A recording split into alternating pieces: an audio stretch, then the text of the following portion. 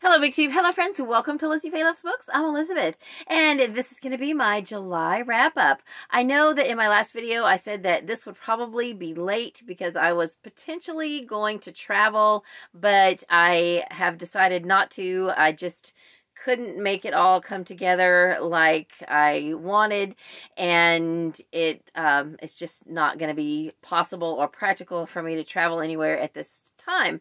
So I am here to do my July wrap-up sort of on time. It's the 3rd of the month as I'm filming this. Now it might be the 5th or the 6th by the time I get it uploaded, but I am filming today, and I read 30 books in the month of July.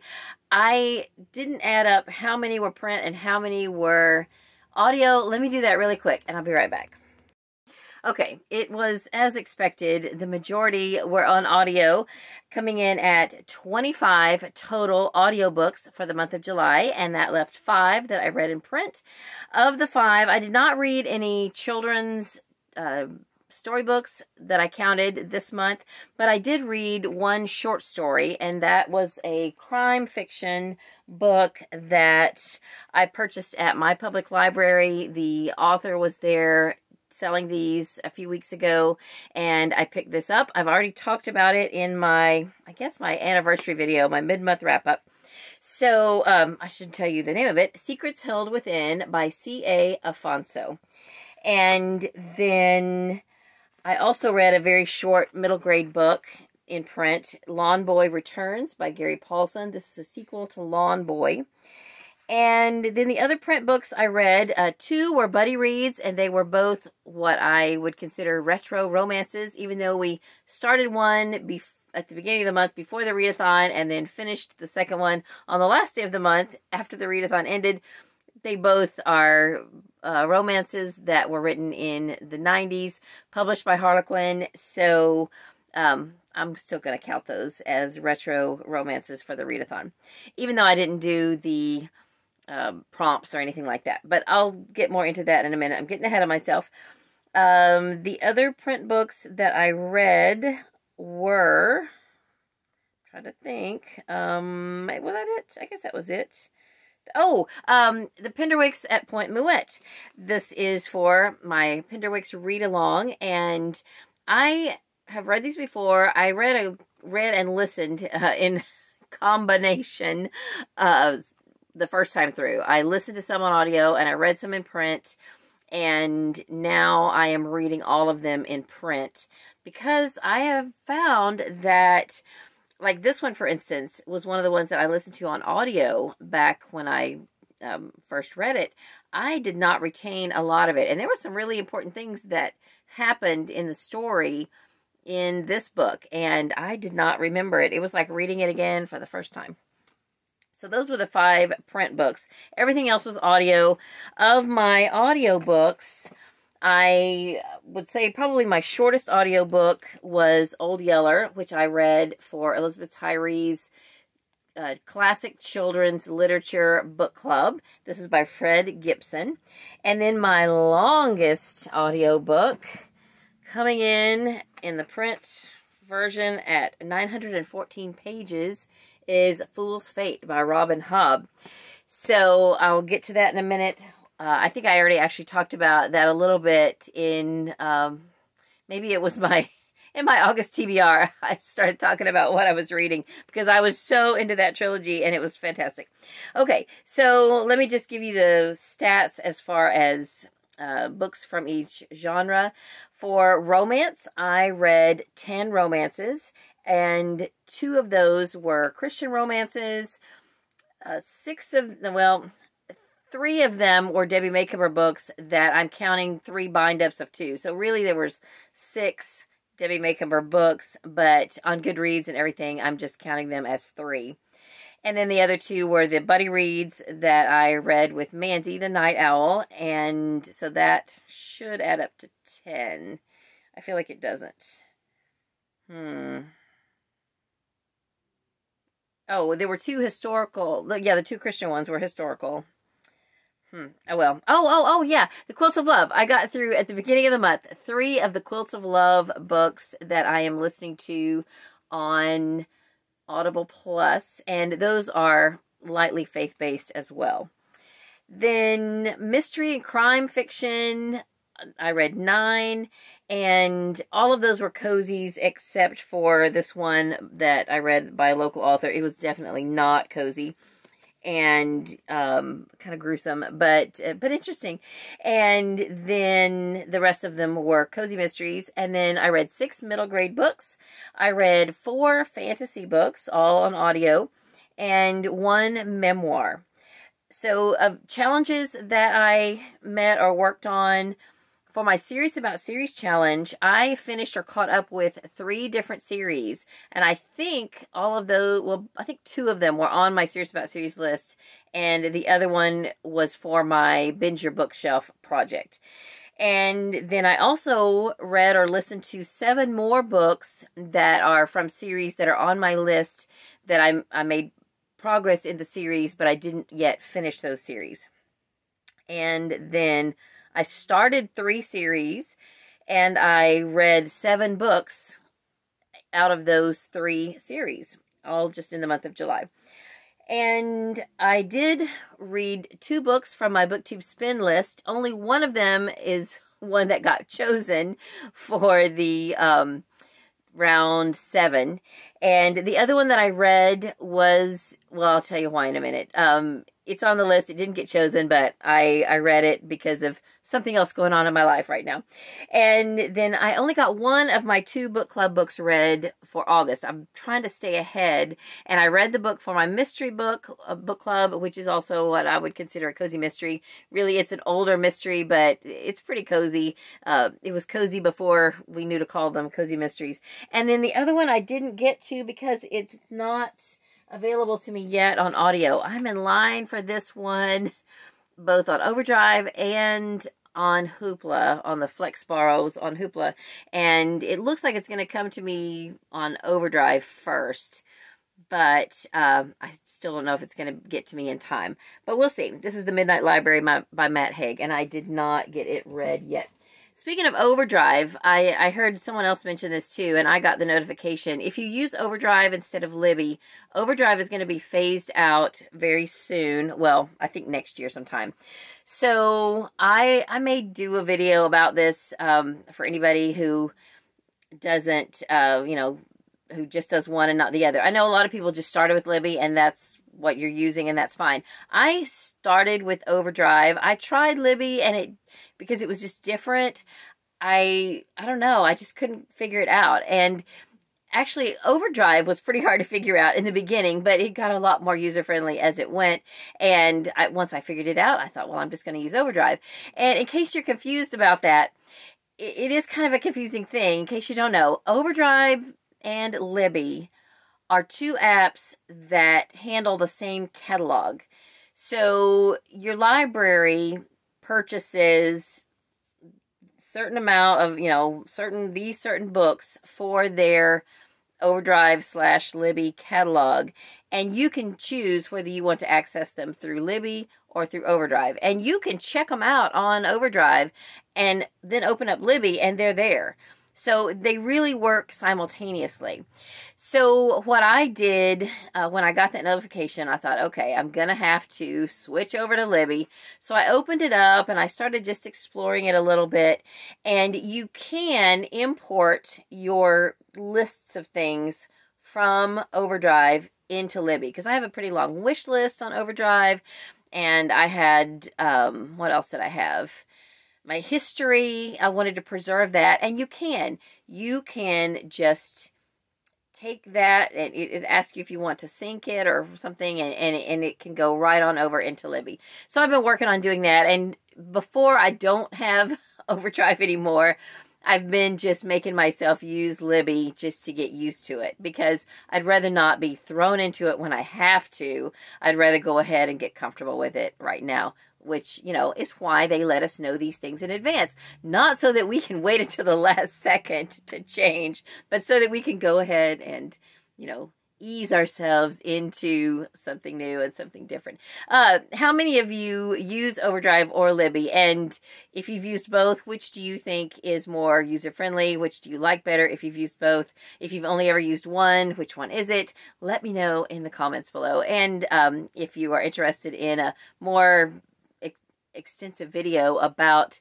both of them and what you do, let me know, or about how to transfer one into the other. I just really did it by trial and error, and I figured it out. So if I can figure it out, I'm sure you can figure it out too. But I'd be more than open to doing a video about it if if anybody wants to know. There's probably already videos out there showing you how to do it, so look those up. But meanwhile, let me know. Okay, so wow, did I get off on a rabbit trail? Okay. I don't even know where I got to as far as, so book club. I did read one book club book for my mystery book club, and I loved it. And I read 2 books for a buddy read, and that is with Mandy the Night Owl. We read the romance books. They are from the Welcome to Tyler series, which we've been reading now for several years. But we're on the last book this month in August, so yay. Then I had one book for my read-along, the Penderwicks read-along. Now, I am still reading Pillars of the Earth, which is for a read-along that I started co-hosting with Felicia from Little Prairie Library back in January. She finally finished in April. I'm still working on it, but I did do pretty good, reading several pages almost every day in the month of July. So I'm making progress. And then I do have another buddy read that we don't have a set schedule, and I'm just working on that little by little. There's an ABC challenge that the Killing Time with Cozies group is doing all year. I did not make any progress in that. At least I didn't finish any books for that project in the month of July. I am reading one in a series that I need to finish before I can get to the one that will be my next letter. But I did not get very far in that book. Then I did read, the last time I did a TBR jar draw, well, every time I do a TBR jar draw, I do mostly nonfiction and then usually one fiction series. It's usually a cozy mystery series. I have a few non-cozy mysteries in my TBR jar, but the last time I did a draw, I drew out the Hope Street Church mysteries. So I have listened to 3 of those now, and I listened to the updated versions, which is what's on audio on Hoopla. And I was thinking that I would listen to those and then I could go ahead and let my versions go, which are the originals. But then I was reading the fine print and it said that they have been very updated and revised, and I kind of want to read the old version too, so I'm going to hang on to these. These are the Jennifer Stanley versions, and the new versions have come out under Ellery Adams' name. Jennifer Stanley is Ellery Adams, but I have all 3 of these. Then she went on to write, I think, 3 more in this series under the Ellery Adams name. These are the only ones under the Jennifer Stanley name. So anyway, I'm trying to remember which is first. All right, so I'm going to show you each book, and then up here I'm going to show you a picture of the new version because the title's changed and the cover's changed and everything. So Stirring Up Strife is book number 1. So I'll show you a picture of book number 1 of the updated version. And this is about a young woman who decides to try going to church again. Her family does go to church, and they go to a large church, and she meets someone in her job. She is a repair specialist. She repairs copy machines, and she meets someone at one of her jobs, and that woman invites her to church. So when she gets to church, she can't find the woman, and she sort of gets accidentally led into this small group Bible study and makes friends with them. Well, I mean, it makes friends with them over time. But anyway, the woman who had invited her initially to come is the one who is murdered. She's the murder victim. So she gets, finds herself in the middle of this murder investigation. And I really enjoyed these books a lot. So then number 2 is this one, Path of the Wicked. And I'll put a picture here of the new title and cover. This scene is outdoors, which for the Killing Time with Cozy's scavenger hunt pick, you could pick a cover that had a house on it, or you could do a room scene. So I really wanted to do a room scene, and so I counted this new version for my scavenger hunt pick because it has a really nice room scene on it. And the versions that I listened to on Hoopla these were the covers right here. So, and I haven't read the print copies. Then the third one is The Way of the Guilty. And I'll put a picture right there of the third one. And that's it. So I listened to these 3. I definitely want to go ahead and listen to the other 3. They are on Hoopla. And I'm going to go ahead and hang on to these because at some point I might want to read them. I don't know. I'd like to read them while it's fresh on my mind just to see, you know, what was changed. And maybe I'll even read those and put the audiobook in again at some point in my copious free time. And just see what I think about it. So that was for my TBR jar, and now I am reading one of my nonfictions, and I think I have still 2 left. I carried over 6 books that I either started in July or started in August. No. I carried over 6 books that I either started in July or previous, and one of those was an audiobook.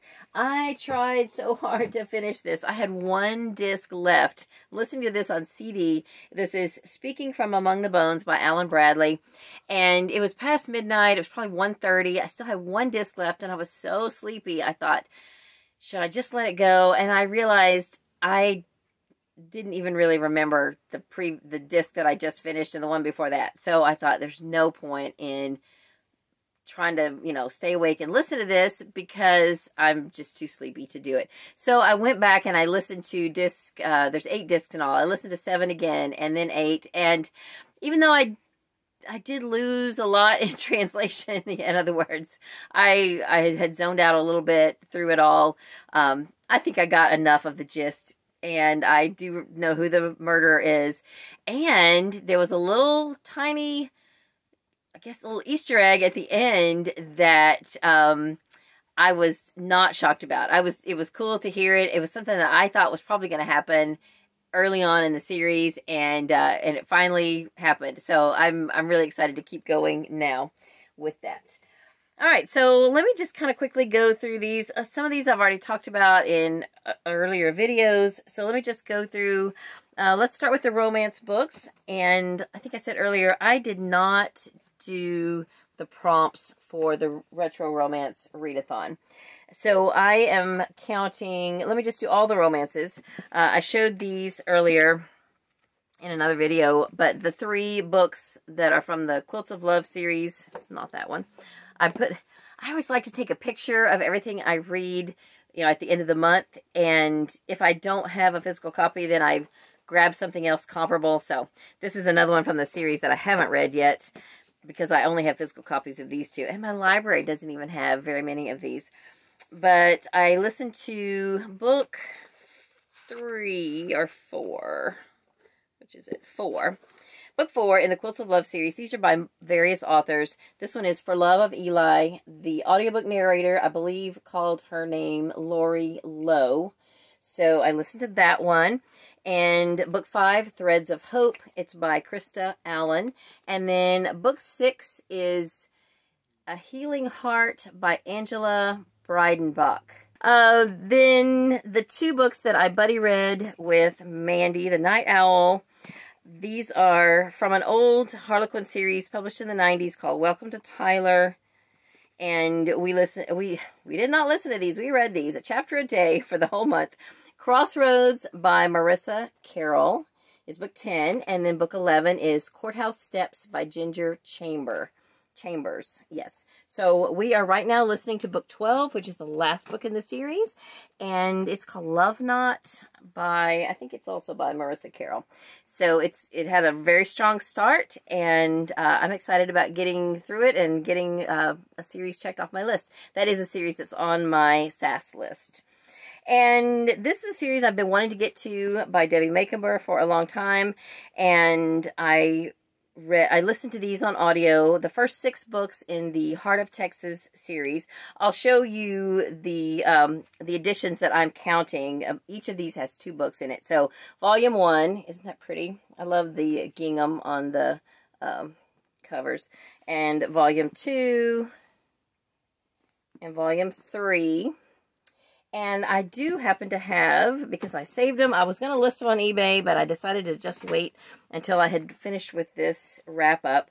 I have the first 4 in their own original editions, and now I've got to think which is which. I don't know which order they go in. Okay, I think I've got them in order. So, book 1 is Lonesome Cowboy, and I think book 2 is Texas Two-Step. And then book 3 and 4 make up volume 2, which is Caroline's Child. And book 4 is Dr. Texas. Now, these were great. I loved these. And when I was first just looking up the names of these, I was like, wow, these names are just kind of interesting. You know, Caroline's Child, Dr. Texas.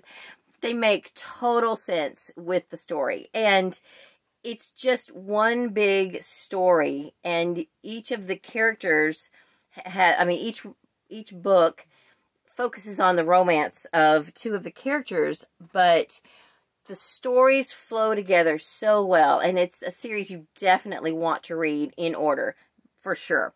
And then books 5 and 6, we have Nell's Cowboy. And then that's book 5. Book 6 is Lone Star Baby. Then I do have the other 2. I thought I was going to be able to get them on audio. I would have had them done by now if I would have been able to get them on audio, but I couldn't. They are Promise and Return to Promise, and I hope to get to those by the end of the year for sure. Because I loved it, especially while I still remember the characters, because they were great. It was just such a good series. There was a mystery that was sort of overarching in the first 6 books, and I hope that there's going to be a storyline that will continue that. Now that they've solved that mystery, I'm hoping that it's going to kind of evolve into another aspect of the story, but it was just good. I love the whole series so far.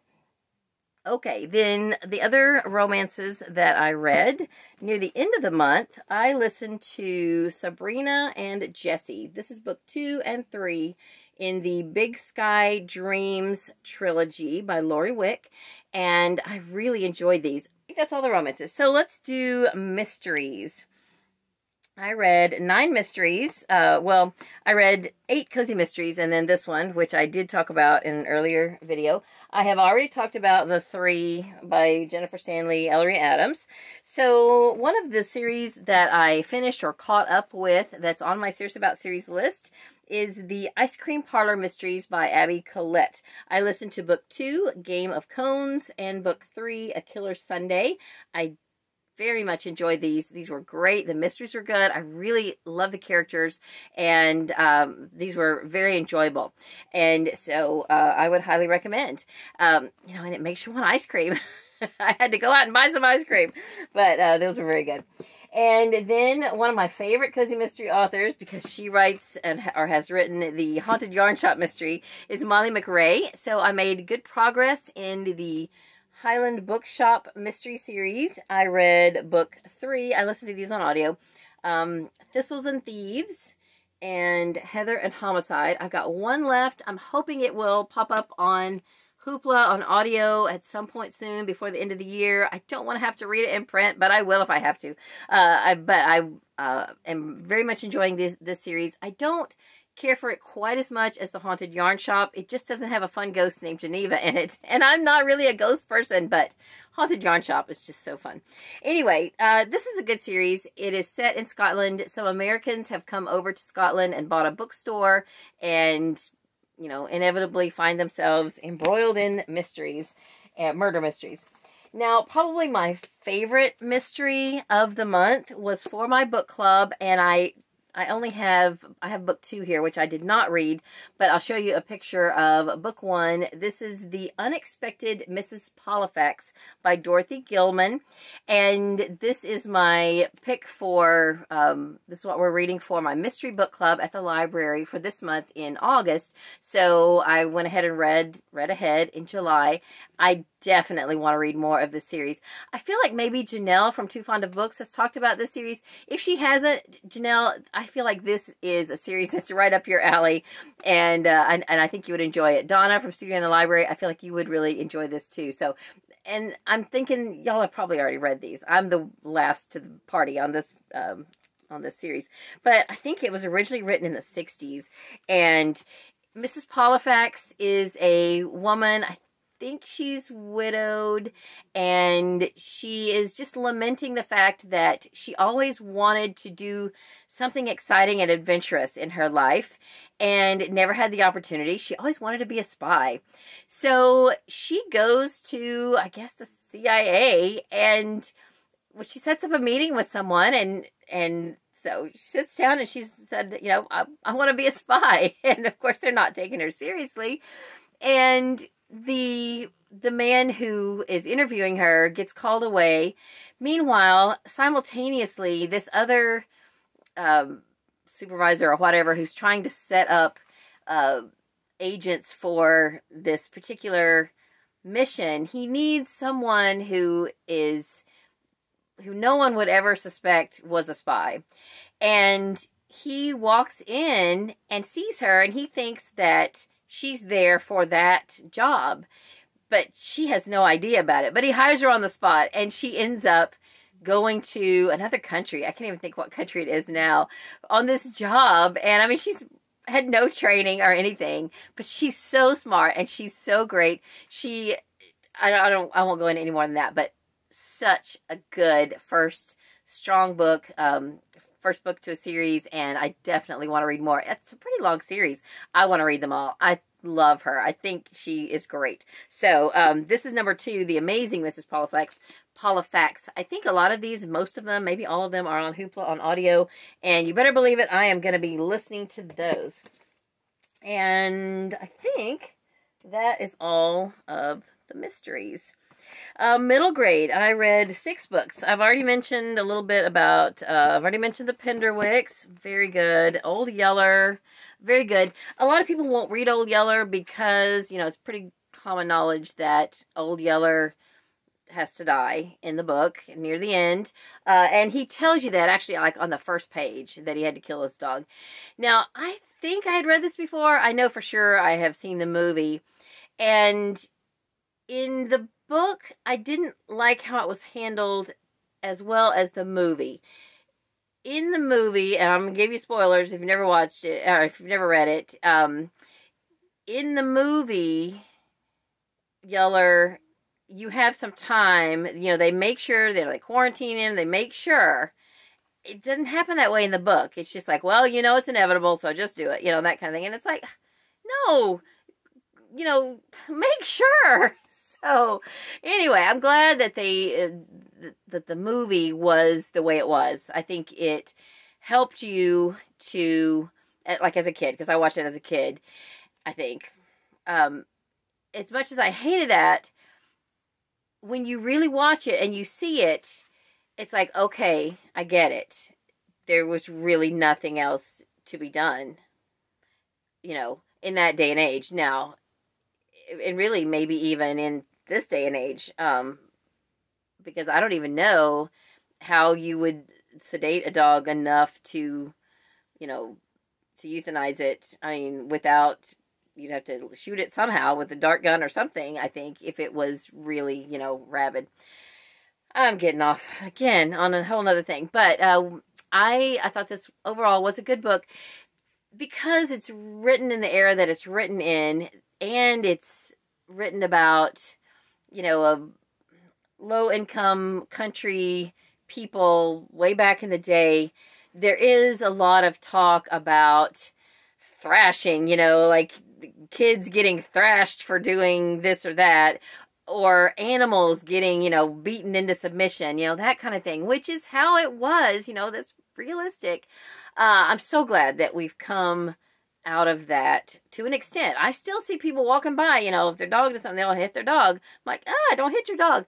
But, you know, it's a better, I think, in today's world as far as that goes than, you know, than it used to be. So I hate that aspect of it, you know, the animal cruelty aspect of it.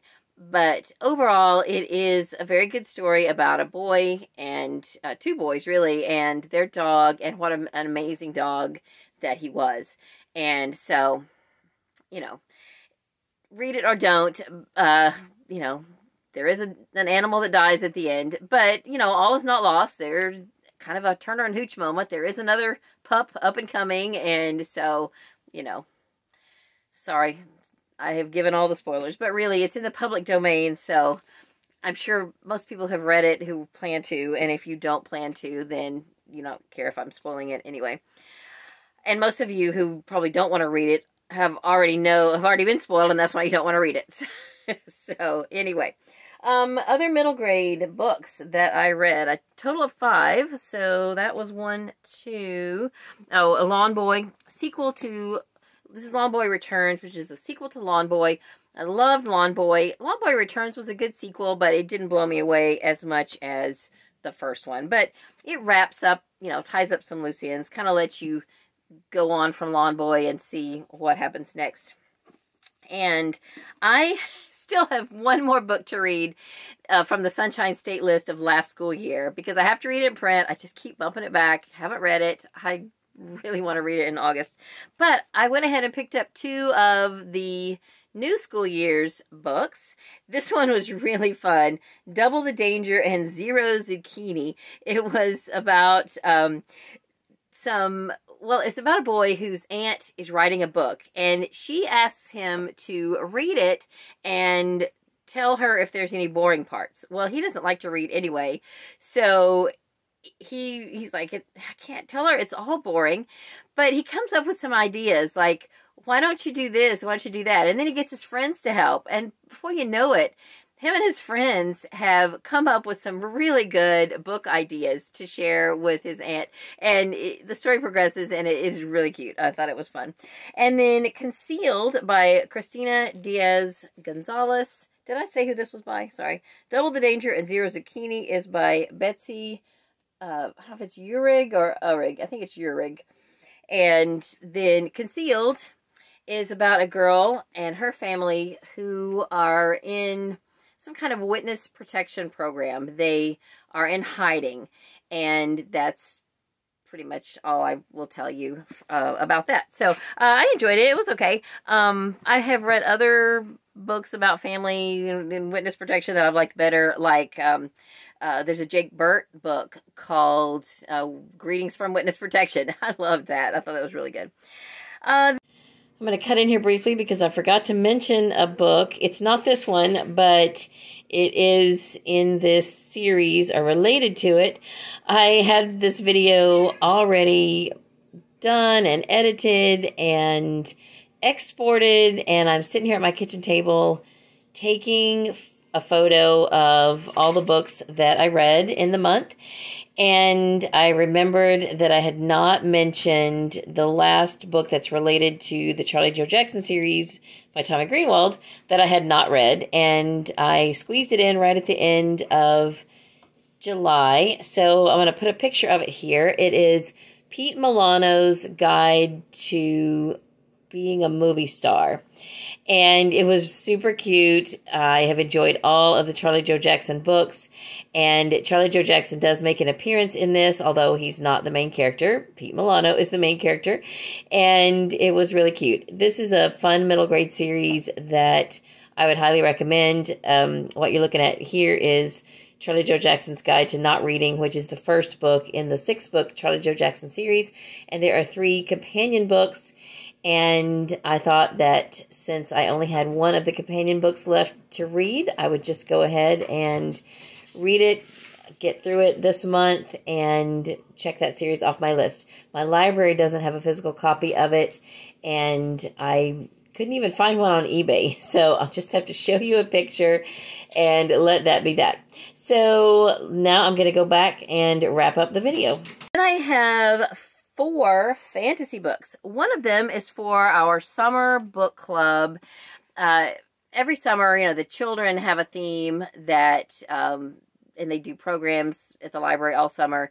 And the theme this year is Oceans of Possibility. So this year, our librarians, we usually do have some kind of an adult program. Sometimes it's a bingo. This year, they just picked 3 books that have an ocean theme or something water in the title, and we're reading 3 books, one in June, one July, and one August. And so for June we read Light Between Oceans, which I had read before, so I didn't reread it, but that was our book for June. And then for July we read The House in the Cerulean Sea, and I think this is a YA book, and it's fantasy. It's by TJ, is it Klune or Klune? I'm not sure, but this was pretty good. I said when we went to book club, for the book club meeting, I said, I feel like this is one of those books where the author has kind of a social agenda and she's checking off the boxes. I felt that a little bit, but overall the characters are likable. It was a fun story, and it was a fun read. I flew through it like in one day, and I did listen to it on audio, but I was very interested, and it was very compelling and fun. So, you know, a little bit mysterious. There was some great dialogue. The kids in the book, there's a lot of children, and they each have special powers. Funny, just really funny. So the author definitely has a sense of humor. And then the other 3, I talked about this a little bit in my last video, because this was chosen for my BookTube spin pick for round 7. I thought I'd just go ahead and listen to it, and I loved it so much. This is Fool's Errand by Robin Hobb. It's the first in the Tawny Man trilogy, which is the 3rd trilogy in her world of trilogies and series. I loved it so much. I was listening to these on Scribd, and the second I finished one, I immediately borrowed the next one, Golden Fool. And the minute I finished it, I went straight into the last one, which is 900 plus pages, Fool's Fate. It took me a couple days to get through Fool's Fate because it is pretty long, but I loved all of them. This has been my favorite trilogy so far. The first trilogy is I guess it's just called the Farseer trilogy. It starts with Assassin's Apprentice, and it's very good, but they're more of a slow burn. By this trilogy, you know the characters, and you can just jump right in and see what they're doing. Now, the second trilogy is the Live Ship trilogy, and those are different characters, but I have a feeling that after this, the characters from each one are going to converge at some point. That's why the recommended reading is that you start with Farseer trilogy, then Live Ship. This series, the Tawny Man, does mention the Live Ship traders and Bingtown and all that just a little bit, and the Rainwilds, but not so much that you would have to read it before you read this. But, you know, if you want to read them all, just stick with the recommended reading order. And if you want to know the recommended reading order, check out Sam from Sam's Nonsense. She's got an old video from way back when where she was doing a Robin Hobb read-along, and in her description, she tells you exactly which book and, you know, what order that you should read them in. So that is what I read for fantasy. All right, the last one I want to tell you about is a memoir. Now, if you remember a couple videos ago, I introduced you to our newest foster kitten, which I hope we're going to keep. He is doing so well, and he is so precious. He is blind, and we are calling him Possum, short for Opossum, but we're not calling him Opossum. It's just Possum, because that's the country way of saying it. But he is the cutest, sweetest, most adorable kitten, and just doing amazing. I may not bring him in here on this video just because what happened with him is one of his eyes continued to be, well, he had the surgery to remove his both of his eyeballs were infected, and one is stitched up really nice. Well, the other one kept coming open, and Katie took him back in, and the vet looked at him. She said, I think his eye is still in here. And they decided just to go ahead and try to clear up the infection and just see if he would be able to get any vision out of that eye. So that's where we are right now, and it was doing pretty well. The eye was doing well at first, but now it is infected again, and that's always, I think, the danger with these eye infections, and that's why they usually go ahead and just remove them whenever they see that there's not going to be any hope, because the infections just keep coming back. And if, you know, it's determined that he can't see out of it anyway, then, you know, they may as well just go ahead and remove it. But he is getting around our house so well. And I'm telling you, our house has some obstacles. And we have all these other cats, and we have 2 dogs. It doesn't faze him. He's just precious. And it sounds cheesy, but he's still in our hearts. He's just adorable. He's such a lap cat. Well, not even a lap cat. He's a chest cat. He will sit right here.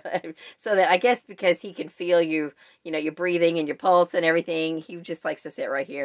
And he's precious. My husband loves him, and I think even he will agree that we could probably keep him because he's adorable. And why put him through learning somebody else's house? If he's learned this maze of a house, he's going to be fine. Anyway, I said all that to say, the book that I read or listened to is Homer's Odyssey by Gwen Cooper. This is a memoir by Gwen Cooper where she tells about her blind cat who is named Homer. And it is a wonderful story. Really, really enjoyed it. And you don't have to have a blind cat to enjoy this book, but it definitely brought it all home, you know, and it made me think about some things that I hadn't really thought about, like kitten proofing your home, you know, making sure that wires and cords and things are not where he will get, you know, get into them and start chewing on them and things like that. So it was eye-opening, no pun intended, for that experience of, you know, just for that reason, but just a very enjoyable book. So I would recommend. Anyway, I think that is everything that I read in the month of July. 30 books, 25 audio, 5 in print. I carried 5 over, no, 6. 5 print books and 1 audiobook. And I have now finished the audiobook yesterday, late last night. Speaking from Among the Bones by Alan Bradley. It's the 5th book in the Flavia de Luce series. And then the other books I'm reading in print. I'm still reading Pioneer Girl and Pillars of the Earth. I've got a nonfiction from my TBR jar, and a cozy mystery, and my buddy read that I'm reading with Donna from Studio in the Library, and maybe Storm if she ever has a chance to read it. And that, I didn't bring it in here, but it's by Kenneth Opel. Kind of a middle grade horror book. All right, so that is it for now. Thank you so much for watching. I don't know when I'm going to get this uploaded. It'll probably be a couple of days from now, hopefully by Friday. And meanwhile, I hope you're having a great day. Let me know in the comments, whatever it was I asked you to tell me about. I can't even think now, but leave me a comment, even if it's just to say hi. And if I can, if Cotton, not Cotton, we have a cat named Cotton. If Possum is up to coming on camera, and if his eye doesn't look too bad, then I will insert a little clip here. But if Possum loves cheeseburger.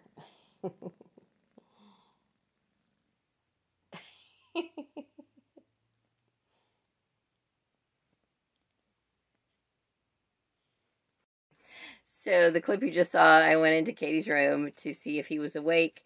And just about the time I walked in, he had walked over to Cheeseburger, which is he's Katie's kitten, who is a little bit older than him, but they get along so well, and he was giving Cheeseburger a bath. So anyway, this is little Possum, and the eye on this side is the one that is still infected, but anyway, it remains to be seen exactly what will happen. More than likely, it'll have to come out.